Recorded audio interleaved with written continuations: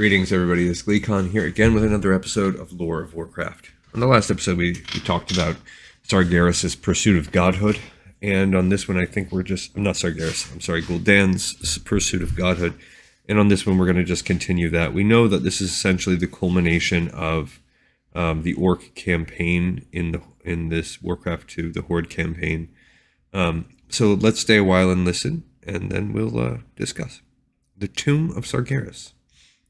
Based on the information he had gleaned from Guardian Medivh's mind, Gul'dan plotted a course to the Tomb of Sargeras, and I believe it's somewhere kind of off the coast of Gilneas-ish. I also believe it's where the Broken Shore in the Legion expansion is essentially that area. The voyage was long and harsh. Colossal waves and fearsome storms lashed Gul'dan's fleet. It was as if nature itself were rising up to thwart the warlock's quest. As Gul'dan neared the tomb, he could sense the godly energies emanating from within. The promise of so much power, so close at hand, consumed his every thought. The tomb of Sargeras rested at the bottom of the sea, and it would require the combined efforts of Gul'dan and his allies to lift it to the surface. The warlock led a ritual, weaving his followers' magics into a single immense spell. The skies turned black as pitch, and the winds lashed the sea into a frenzy. Slowly, ever slowly, the tomb rose from the depths. A rocky island breached from the churning ocean. At its center was the colossal Tomb of Sargeras, an imposing tower that dominated the barnacle-covered ground. Not long after the Tomb of Sargeras surfaced, the black-toothed Grin approached the island.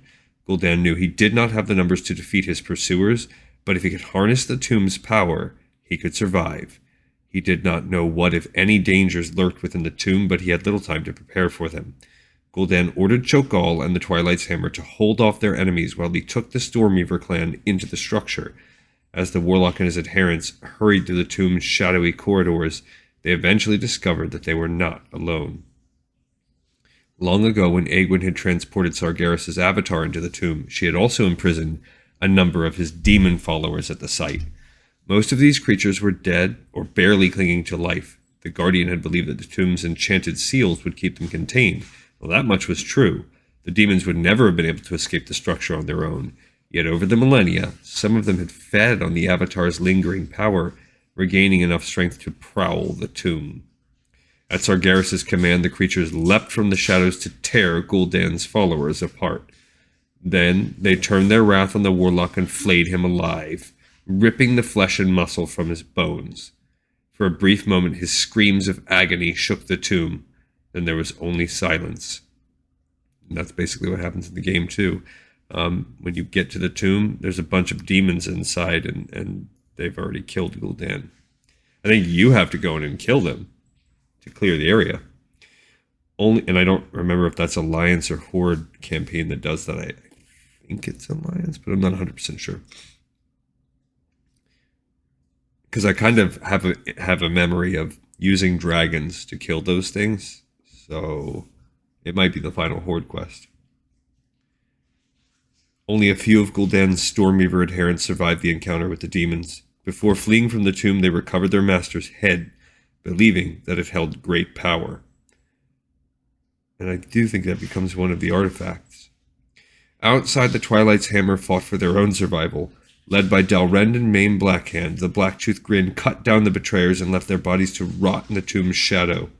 Cho'Gall suffered grave wounds in the fighting. He survived only due to his Twilight's Hammer followers. A few members of the clan took the wounded ogre aboard a ship and set sail from the tomb. The winds carried the vessel west into uncharted waters, which is how he arrives on Kalimdor. With vengeance served, the Black-Toothed Grin orcs boarded their ships and sailed east. As proof of their victory, they retrieved Gul'dan's skull from one of the warlock's followers. The orc who had sold his race into demonic servitude was no more.